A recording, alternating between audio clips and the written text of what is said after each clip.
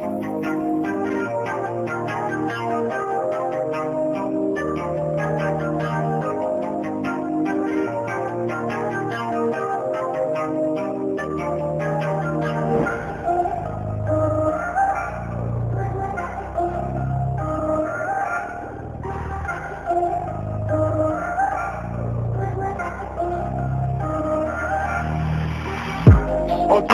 gonna give you what you asking for. Naturally yours, but educate the most. Hottest in the game, here to put you on. Come learn this business, welcome to Twinness. Alternative gonna give you what you asking for. Naturally yours, but educate the most. Hottest in the game, here to put you on. Come learn this business, welcome to Twinness. We're glad you're tuning in on the latest tip. Alternative salon, keep your head lit. And naturally yours got your custom fit. Teacher Vince and Nikki, keep your wig drip. TNT, double up the impact, call it Twinness. Hottest hairstylist in the business. Keeping topics fresh for your listening. Black owned woman independent. Like fishes hold it down on your imaging. Whether professional or apprenticeship. Showing culture love just to get you right. Black is beautiful, always shining bright. Alternative gonna give you what you asking for. Naturally yours, but educate the most. Hottest in the game, here to put you on. Come learn this business, welcome to Twinness. Alternative gonna give you what you asking for. Naturally yours, but educate the most. Hottest in the game, here to put you on. Come learn this business, welcome to Twinness. Hello. Tisha McDonald here, Alternatives Beauty Studio. I am Tanika Gillar. I am naturally yours. Look at the sun rays just coming across my shoulders. I had the desk opposite so the sun could hit my face, but then it was just too much. So anyway, how are you today?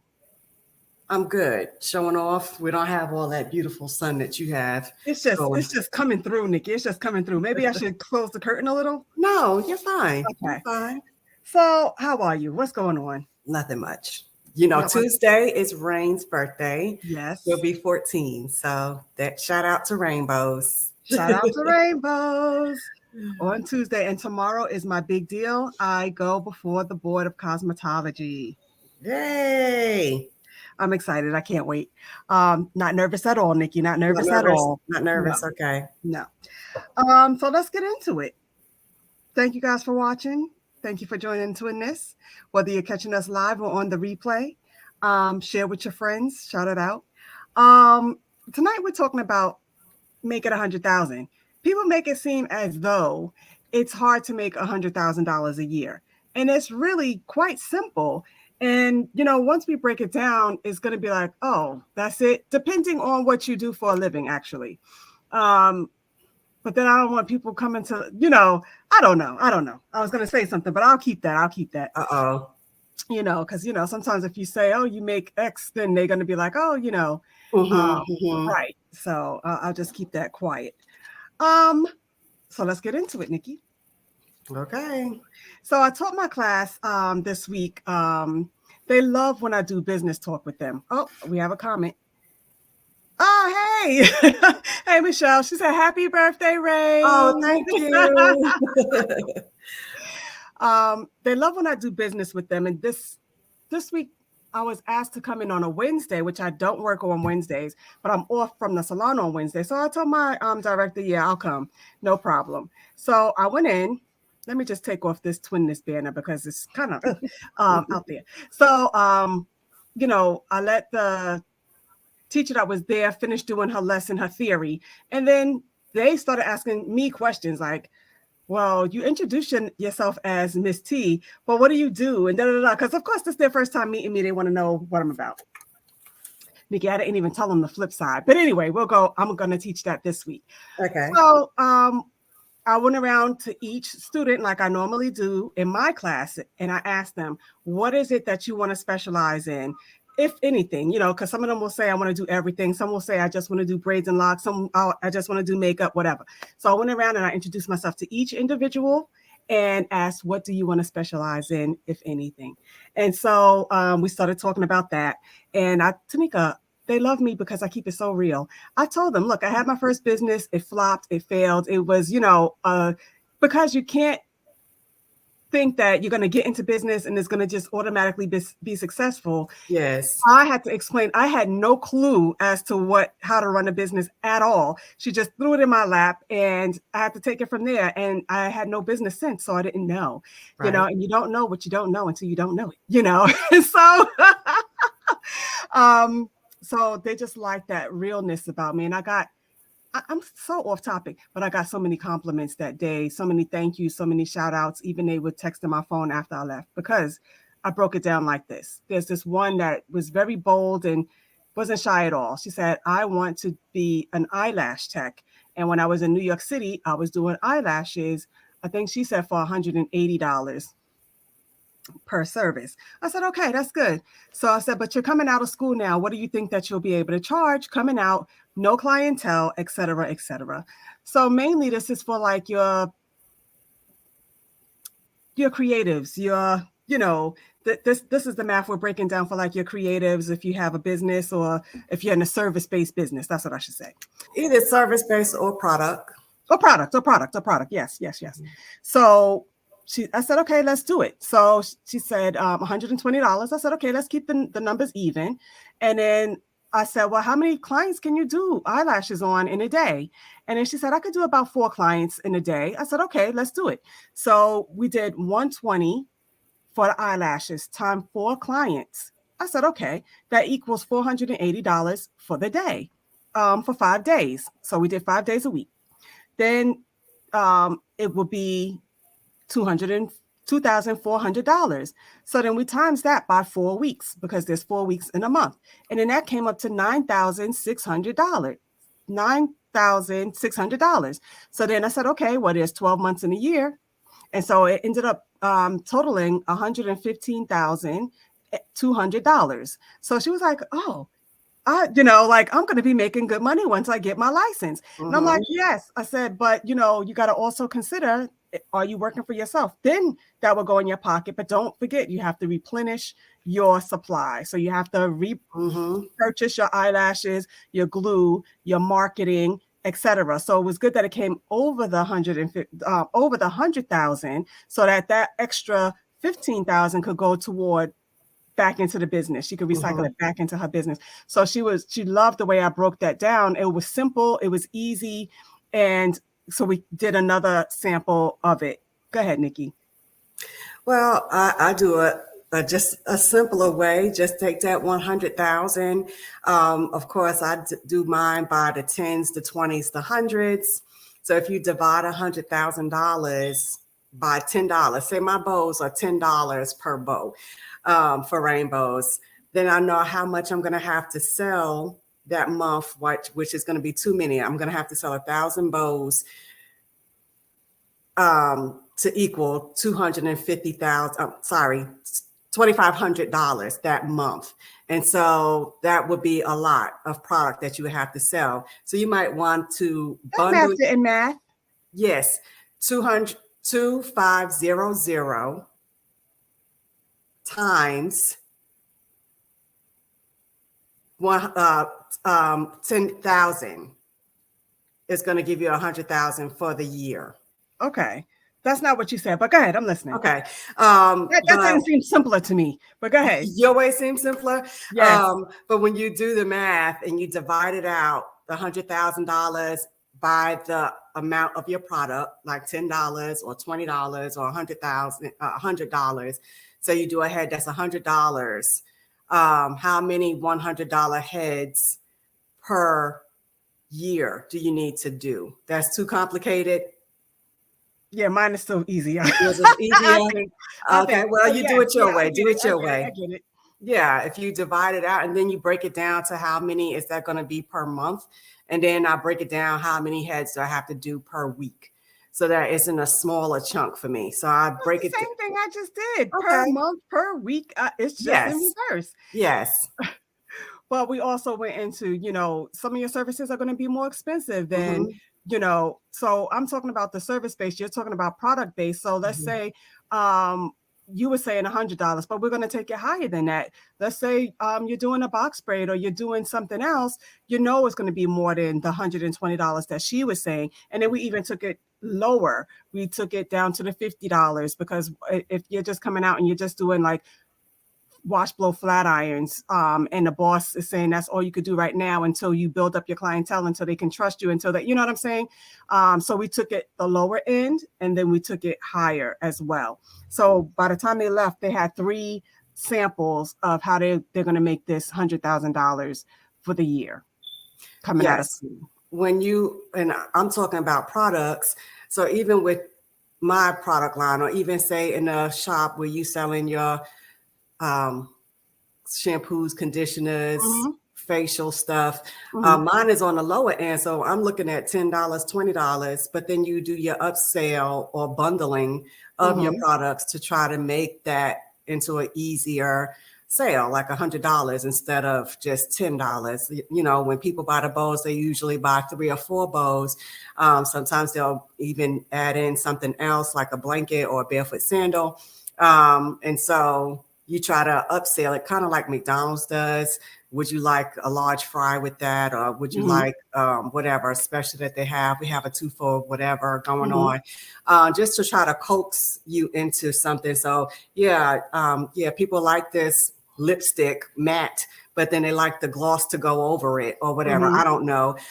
So that's how you figure it out. And then when you make the money, how are you going to reinvest that money? Because you made it, but then you're going to have to put some of that back. So did you really make the 100,000? Yeah, you made the 100,000, but then you had to put a portion back into the Mm-hmm. business. So you might want to make a little bit more than 100,000 so that you can see the whole 100,000 by the end of the year. Exactly. And that's why that one first example that I gave was good for her, because she made 115,000. And I said, okay, that 15,000, that'll go back to your continuing education, even that'll go to your website, that'll go to just different things you're going to reinvest back into your business. Of course, we teach upselling, because you're not going to just do the lashes. Aren't you going to do the brows? Aren't you going to do? So yes, we want to upsell. And I'm telling them that they can control their money in several ways.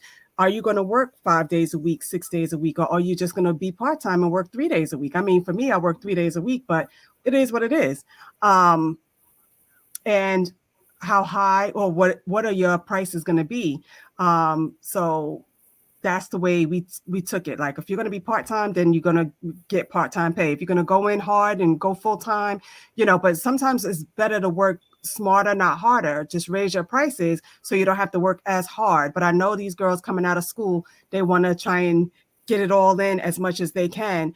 And plus they need I don't want to say practice when you're doing a client, but they need to try and get the experience that they can. So they're going to just be hammering it out as much as they can. So 5 days a week, minimum, we said 4 clients, but they could take 6 clients maybe. And that's the way they're going to control their money, and they're going to track their money to see. And so they love this formula, and it was very easy to break down. And yeah. Mm-hmm. So even though you're tracking your money and what you have coming in, don't forget, again, I'm just reiterating, don't forget your taxes and whatever else you have to do. Like, say you have an assistant, you still have to pay her. So that's an expense coming out of your 100,000. So that's why, just shoot for a little bit more, just shoot for just a little bit more. And what I try to do is every year, try to increase the goal. So if it was 100,000 this year, next year, I'm going to want to do maybe 115, like you said, or 120,000. And then I break that down to 15,000 a week. 1,500 a week. So I increase my weekly, what I want every year. So And it's really not that the same as well as, like, every year prices go up on things. So I told my students, every year your prices need to go up. Now, I won't raise my prices next year. So don't get nervous, Michelle. Don't get nervous. I won't raise it because I feel like my prices are at a premium right now. So I won't raise them right now. But I was telling them, letting them know, the more education you get, the more you can charge. And gas goes up every year. Your things just go up every year. So don't be scared to raise your prices every year, because that's just the way of life. And so that will also offset some of the, Yeah. now let's not be ridiculous with the price raising. And I've also said, let your clients know in advance that you're going to raise your price. Maybe give them 2 months notice. As of January, my price is going to go from to, Yeah. and that way they know. I had a client to tell me that I needed to raise my prices, and I did that. As soon as she said it, she was like, "You could raise your price at least $25 to $50, That's and this is for significant. interlocking." And so I did For that, sure. and I've never had a client to complain about the price, even though it went up. And one of the barbers that I work with, LP, was talking about raising his barbering prices. He's already at $30 for a haircut, but he's trying to be premium. So he's going to go up even more. He's very well known in the city. And so he was talking to me about that, like $100 per haircut. And I'm like, if that's up to you, like if those are your premium, if you're the creme de la creme and that's what you charge, you might have some to fall off, but you're still going to maintain those ones that are with you, because it shouldn't always be a money price game. Because here in Alabama, I don't know, Tisha, I don't do the chemical side, but you still got $40 perms. I don't know if that's really what the rate is. So it's like, yeah, you still going to this person for the $40. And I don't know. I don't talk about nobody's work, but you basing it on the price instead of on the quality. The I guess that's quality. what I'm saying. And you cannot be scared to raise your prices. You may lose a couple clients, but then you're going to gain some clients, because they're going to be like, oh, her prices are higher. She must be better, or she must be good at what she does. Or you'll raise your prices and it'll offset the ones that you just lost, and everybody is not your client. And you have to realize that everybody's not your client. So I don't want everybody in my salon. And so, Tanika, when I was teaching that class on Wednesday, it was so much fun because they just looked at me. And so I had on my black, of course, and I had on my makeup, and I was ready. So they were like, you look like money. You look like you would be expensive. You look like, and I said, so you see the way I'm carrying myself, even if well, it doesn't even matter, but I look like the part. And that's what was important for them. It's like, Tanika, then they got a little ridiculous, but it's okay. So, and some of the ones that fall off, you probably didn't want anyway. Some of the ones that fall off, you probably didn't want really anyway. Like it was time for them to go. And so you kind of nudged them out. But hey, Shatika, how are you? Good to see you. So you can't just base it off of price. You got to base it on quality. Now, another name, T, and I'm not going to say the name, but he's premium with his prices. He's the one who said that I am the premier braiding salon in Birmingham. And so, but when you go to him, you're going to pay a pretty penny, but then you're paying for the experience as well as the service. So, you have to look at all of that when you are setting your goal for the year. And, Tisha and I always, hey, y'all go to Amazon, pick up our books. Y'all go to Barnes & Noble, get some books from Tisha and Tanika, the Twinness, on different types of things. But my point is, at the end of the year, we always go through our goals for the next year. So make sure that you put that new financial goal in for the next year. And when you're doing your financial goals, don't forget to put in that family vacation you want to do, that girl's trip you want to do, or whatever, because that's a financial goal. So budget that in. Specific, not I want more money. Right. And factor that in, like how much that's going to cost, how much do I need to make or save to make that money. That could be your extra on the side money, instead of going into that 100,000 that you're trying to get, and you never know. Count up where all your money is coming from. So y'all know I work part-time nursing. I do hair part-time. And so I need to count all my money. I do the rainbows. So I need to count up where all of the resources are coming from, not just the one. Find out where all your resources are coming from. Tisha teaches, she might do seminars at her shop, hair tutorials at the shop or whatever. So those are different sources of income. That's the point. Different sources of income besides the hair. So make sure that you factor that in as well to your $100,000 goal. Well, let me pause there, because the $100,000 goal, that's just on your one job. Now you're talking about several streams of income, and this is where it starts to get muddy. to the nitty gritty. This is where it starts to get good and juicy. Because if I'm just basing my 100,000 on the salon, and like you said, now let's factor in. Oh, that's something else I'll tell you off camera.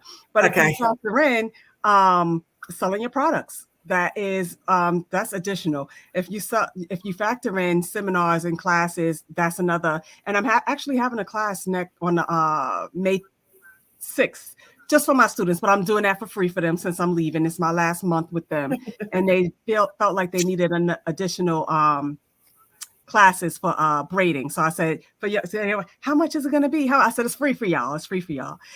Because they know I'm always saying, it doesn't even matter.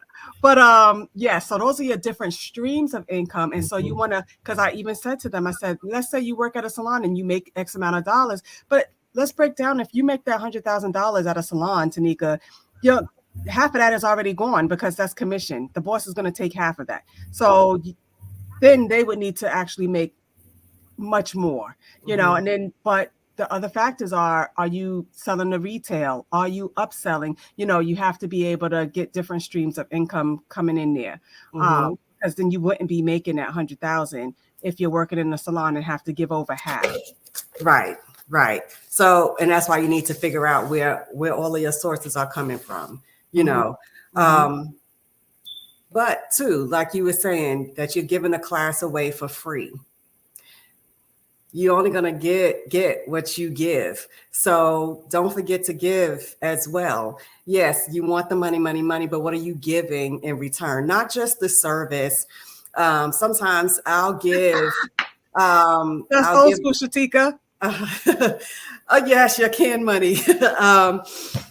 But even when I'm doing events or something, I might just give some bowls away, or just give advice away like we do every week here on Twinness. Just give, because you're going to receive as well. So don't be stingy with your knowledge. But I'm not just saying just give everything away.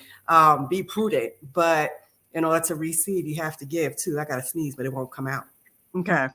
So guys, you are watching Twinness with Tisha and Tanika, and we're just talking about, people always make it seem as though it's hard to make your first 100,000, but it's not hard to make that first 100,000. And then when you make that first 100,000, go for that 200,000. Go keep just going up from there, because it's really not that hard. It's not as hard as what some people make it sound like. You know what we do, Tisha, and you've heard this all the time, because the hair industry is a cash money industry, you don't see where your money went. So that's going to be important as well, because you would have made that 100,000 or more. And at the end of the year, say, I don't know where my money went. So you need to not only track it, but be careful, because if you make $100 cash and then you go out, like I often do, and buy dinner, then the 100 that I just made comes down to 60, because I just spent 40 on dinner. So track. That's true. Eating out all the time, just purchasing things just to purchase. But Tanika, I'm going to give you the flip side of that. And I'm putting this out there, and I know I'm not going to be able to take it back. And I know once it's in the universe, is out there. But some people have heard this before. And this is what I'm going to teach this week on the financial side in my class. So when we first moved out here, Tanika, you know this, and some of my clients know it too now. This was like the worst move ever. And in that first year of us moving out here, I lost $80,000. $80,000 that I cannot recoup. And so it's easy to say, oh, you lost 80,000. When I say I lost 80,000, then it's like, but I made more than that to be able to say that I lost that. And so if you're not tracking your money, you won't even know where you lost it. I know how I lost it. I know when I lost it, and $80,000 gone just like that. Ask me how. How'd you lose it, T? How'd you lose $80,000? That's a lot of money. That's somebody's. That's two people's salary. Some people only make 40,000 a year. You lost 80,000 in a year. Oh. Yes, that's what my husband said. He was like, how? All right, so let's get into it, Miss Baker. I might have to take a paper and a pen to myself. So we moved from Pennsylvania to Delaware. And in that move, and I'm breaking it down to simple terms, so it's going to end up being like in a 76,000 roundabout, but we're not including certain things. So we moved from Pennsylvania to Delaware, and that's a 2.5-hour drive. And since we were new to Delaware, I said, you know what? I'm not going to work Tuesdays and Wednesdays. I'm going to give up my Tuesdays and Wednesdays, and I'm only going to work Thursday, Friday, Saturday, my busy days. Let's break this down to easy math. So let's say Tuesdays and Wednesdays, I do locks at $110 per lock. And let's just keep it even. Let's say I do 5 locks on a Tuesday and 5 locks on a Wednesday. That's $1,000. If you say $1,000 times 4 weeks, that's $4,000 in 4 weeks. $4,000 times 12 months. Now, see, that's when you have to do the math. And I don't have my, that's 48,000 just there alone. We're not talking about, I spend the night at a hotel, that's $200 a week times 4 weeks in a month. That's $800. That's times 12 months, times 4 weeks, times 12 months. How much is that? I don't know. I wasn't doing math. Okay. So you add that together. Then you're not talking about I pay gas and toll. We didn't even include the gas when we were doing the figures. We just added the tolls of me traveling back and forth. We didn't even include the fact that I had to eat while I'm out there spending the night, right? So it all ended up adding up to like 76,000 something. But again, we didn't include gas, and I drive a premium car, which needs premium gas. So, and then we're not even talking about the maintenance of my car.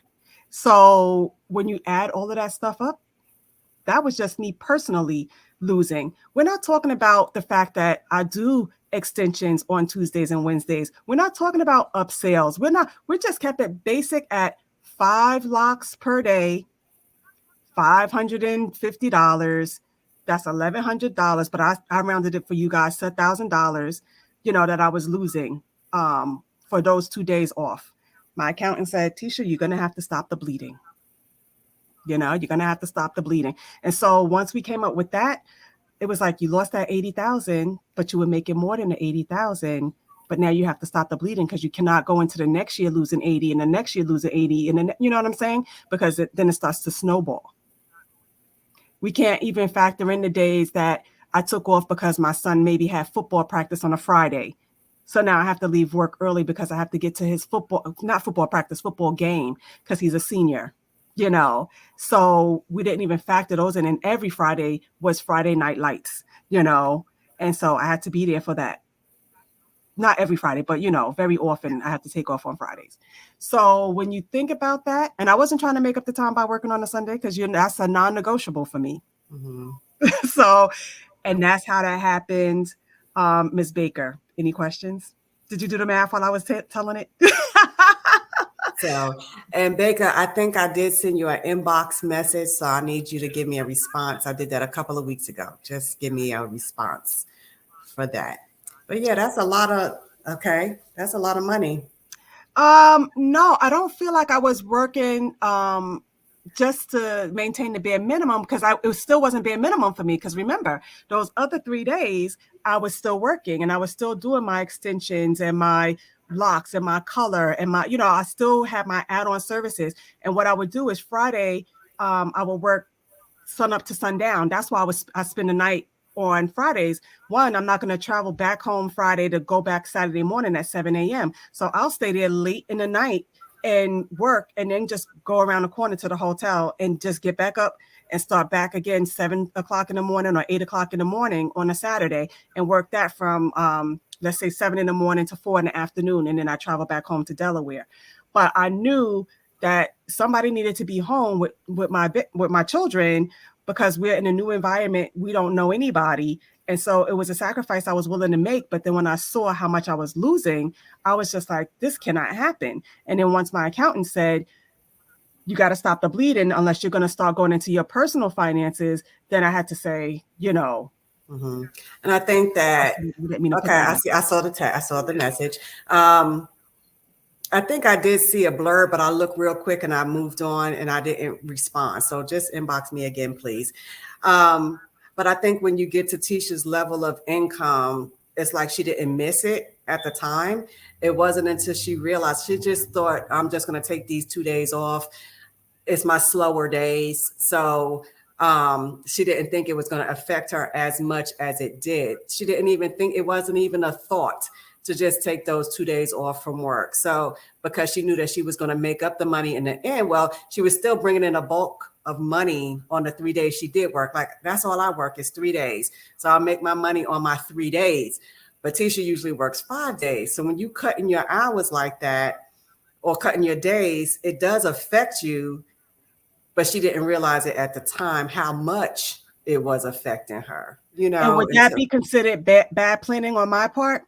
I would say yes, that would be considered bad planning on my part, but it was a necessary step. Sometimes money is not everything. I needed to be here, like I said, for my children. But I think if I had known better, I would have probably said, well, can't we put this move on hold maybe 2 years?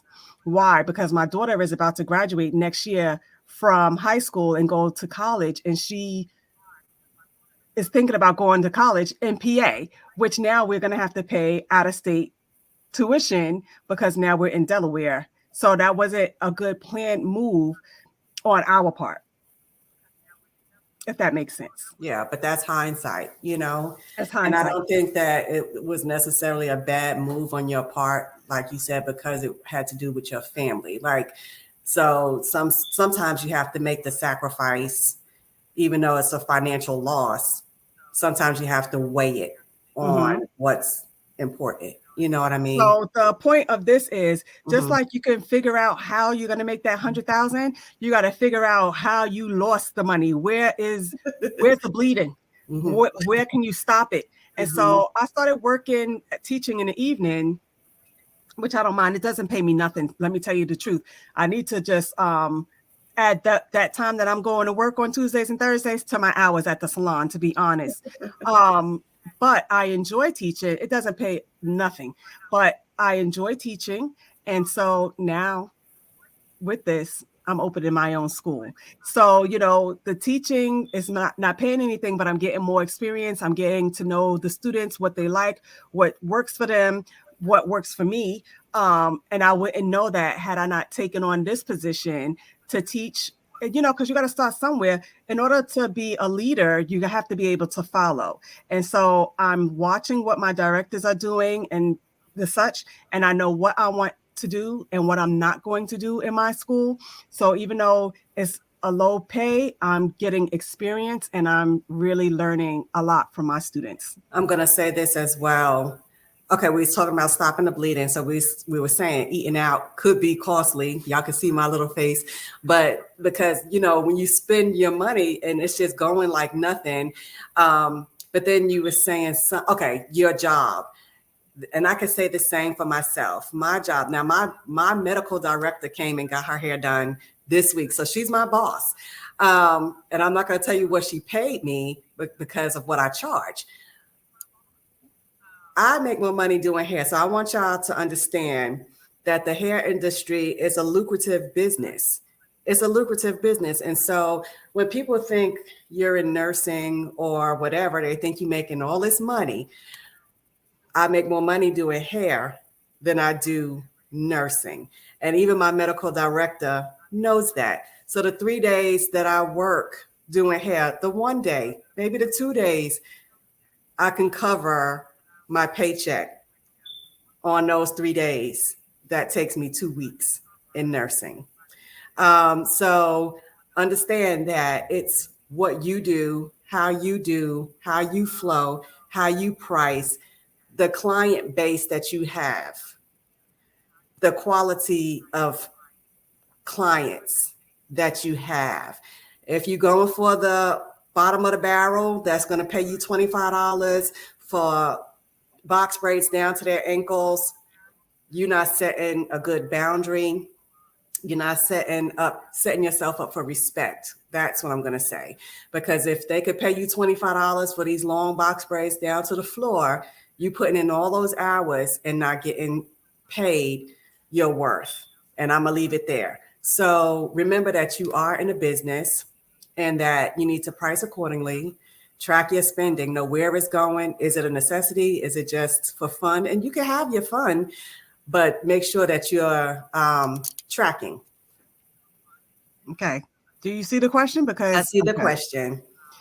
All right. So wait, I'll just put it back up. So how do you know how or when to pay yourself? First of all, you should be paying yourself every week. You should be paying yourself consistently. I've never stopped paying myself just because I was losing money. I've always paid myself, but depending on how you're set up, and you should be set up, if you have a business, you have to have a business account and then your personal account. I pay myself via direct deposit every week, because if you don't pay yourself, you're setting yourself up to be audited by the IRS. They want to see that you're paying yourself consistently, not today I'm paying, this week I'm paying myself, next week I'm not paying myself, because it's inconsistent. You'll send up a red flag and it causes you to be audited. So pay yourself every week. You could pay yourself salary. That's what I do. I pay myself the same thing every week. So, but they want to see that it's consistent. Unless you're going to say I'm paying myself hourly, but I'm not paying myself hourly. I'm paying myself a salary. And don't forget to take your money out for taxes. I don't have that issue here. I don't do quarterly taxes. I think Tisha does, but I pay taxes once a year. However, my accountant has me set up. I don't pay quarterly. I pay it yearly as well. Okay. It's supposed to be quarterly, but somehow he got it where it's just yearly. My accountant too has me. And so that's another issue. You keep hearing us talk about accountants.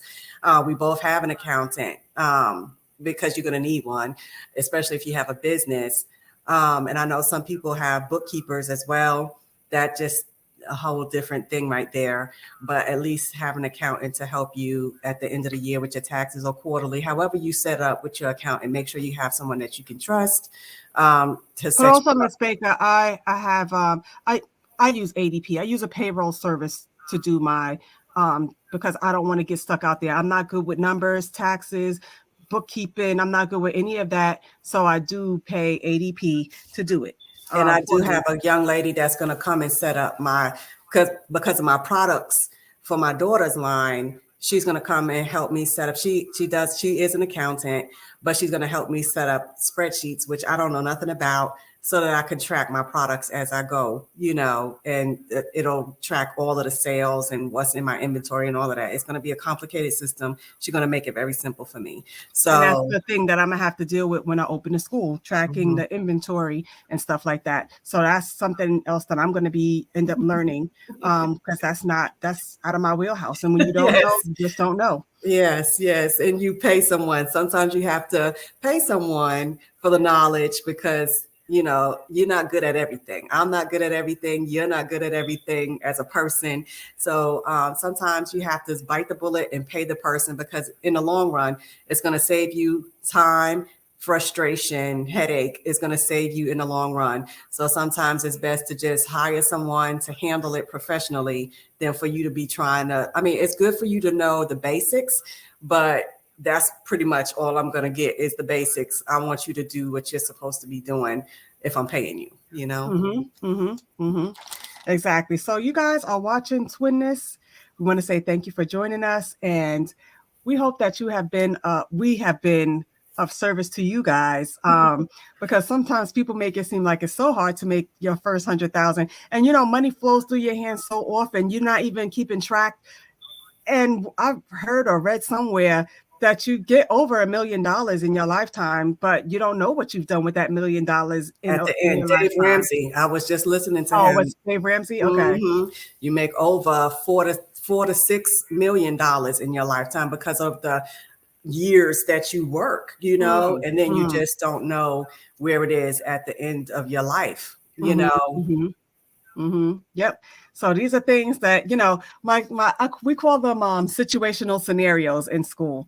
And so they love every week I come in there, maybe every other day I come in there with a situational scenario. And tomorrow I have 3 situational scenarios, not tomorrow, but Tuesday, 3 situational scenarios for my class that just happened this weekend. And they love those because it gives them the real world experience. It gives them real time right now, what's happening and how would you handle it? I always ask them, well, how would you handle this? And so how to make this 100,000 in a year, that's a real world scenario. When I told them that my first business failed at 25 years oldish, that was a real world scenario. When I'm telling you that I lost $80,000 in that 1 year by this move, but I make over that 80,000, that's a real world scenario. And, when you don't count the cost before doing something, it can get you in trouble. I'm just happy that, I am married and, he can catch me when I fall, even though I haven't needed him to catch me when I fell. It was just something that I had to see. And I'm glad that I have a good accountant who said, you need to figure out where this money was coming from, because I knew those 2 days was off. And once he told me to call Easy Pass and get the bills, he told me to get it for the year. And Easy Pass, they sent it to me because, I don't do anything online, but they sent it to me. And once we did that math, it was just, and once we did the hotels and, I don't even save my eating out receipts. I'm like, but I start putting them all on one credit card. So that way, whether it's my business debit card or if it's a business credit card, once I hand that to him, it's just 2 simple statements that he has to look at and he can track everywhere my money is being spent. So I don't necessarily now have to have these receipts unless I'm paying cash, then I have to hold on to the receipt. Say this one last thing, reinforce it, that cosmetology, hair braiding, natural hair, whatever, it's a real business, you guys. You can make some real money. You can live the life that you want with this income. So don't let anyone diminish it for you. Don't lower your standards. You set the goal, you set the standard, you do what you need to do, how you need to do. If you need to increase your prices, don't be afraid to do that. Whatever it is, if you need to work more hours, just a few during the week to meet your goal, make sure that you do that. But understand that this is a profession and you carry yourself as a business. I don't dress like Tisha. Tisha's always to the nines. So people would look at me and say, I'm not professional like Tisha. Well, they just told you, you look like money. I look like a rag doll. And so, but I have my own sense of style. But, make sure that you are handling it like a business and like you are the professional and like you are the leader in your You are your brand. You are your brand. And so make your 100,000, make your 200,000, do what you got to do. I'm with it. Have a good day. Until you become that millionaire. We will see you guys next week. Sorry. No, we won't see you next week. Next week, I will be at the New York Makeup Show. I am taking a few of my students with me. It's going to be a great time. So again, we're doing that continuing education. And guess what, guys? It's a business expense. I'm taking them. We're riding the bus together, and of course, I'm not giving them a freebie. They have to pay for their own ticket, but I'm going to pay for their bus ticket to get there. And so we will be at the New York Makeup Show next week. So we won't see you next week. We'll be back the week after.